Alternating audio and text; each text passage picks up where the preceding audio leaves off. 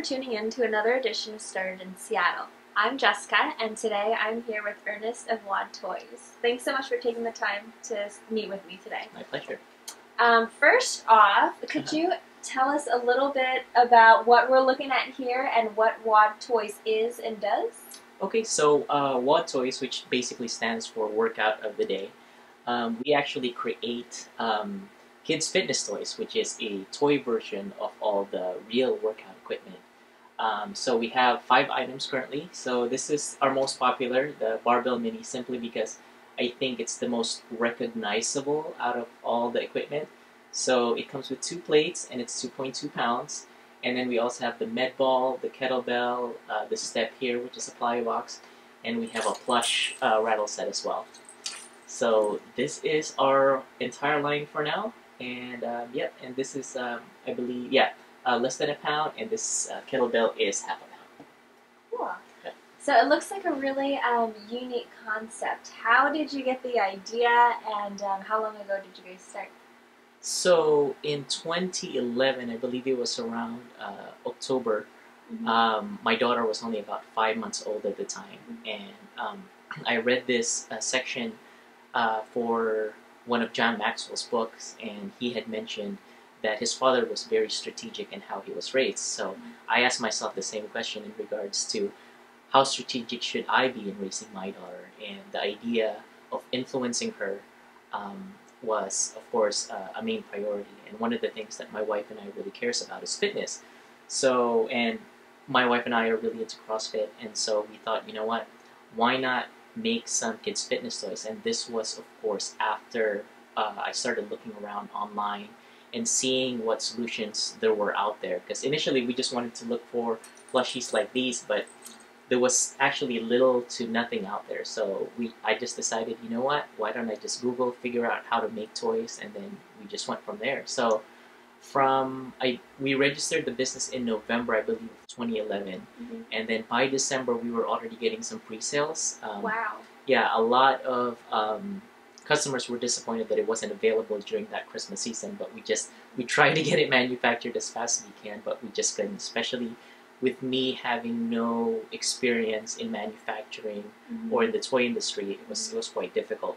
So we went in, just started researching and getting things done, and by March of 2012, which is about 6 months after conceptualization, we had the item designed, tested, manufactured, and then by March we were shipping out of 2012. Very cool. Yeah. Okay.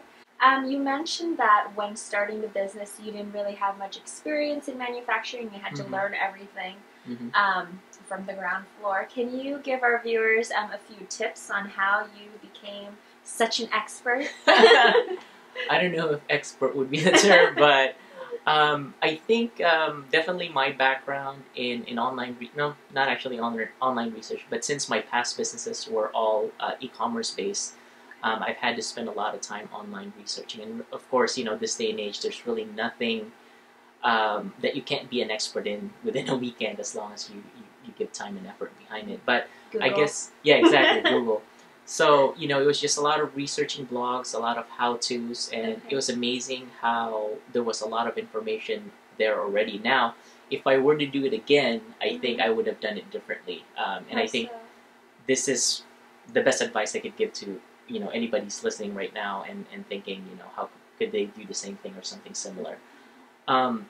For me, I think the best thing to do is really get involved with the industry first, you know, attend the trade shows, find out what publication there is out there for it, take some classes or free seminars or webinars that are out there, and really get involved with the industry, you know, get involved with the buyers or whoever influences that industry the most.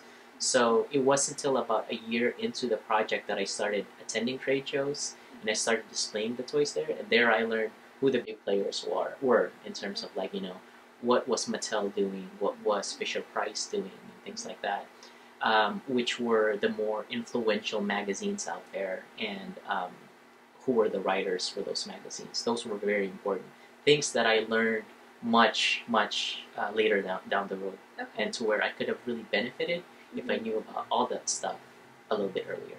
Okay. In closing, what is one piece of advice that you'd like to share with aspiring entrepreneurs who might be watching? I think most of the people that I have mentored in the past that have come to me and said, like, you know what, I have this idea, but I don't have this, I don't have that. So I always see it as a psychological block that people kind of put in front of themselves. Mm-hmm. So I think one advice that I can give is, don't worry about the idea, don't worry about the strategy. First, think about your psychology in regards to, you know what, if I am faced with the challenges, how am I going to overcome that? Or am I ready to overcome any challenge that might come my way? Because most entrepreneurs, the first sign of struggle, they buckle and their engine in their head that creates these ideas suddenly stops. And they're like, you know what, I can't do this anymore. And what do you think causes that? Is it fear or uncertainty? Fear too, but I think, definitely prepping your psychology to be able to get through these challenges takes time. I mean, for me, it's taken, a series of books, or a number of different business counselors that have gotten me through that hump. So it definitely takes practice.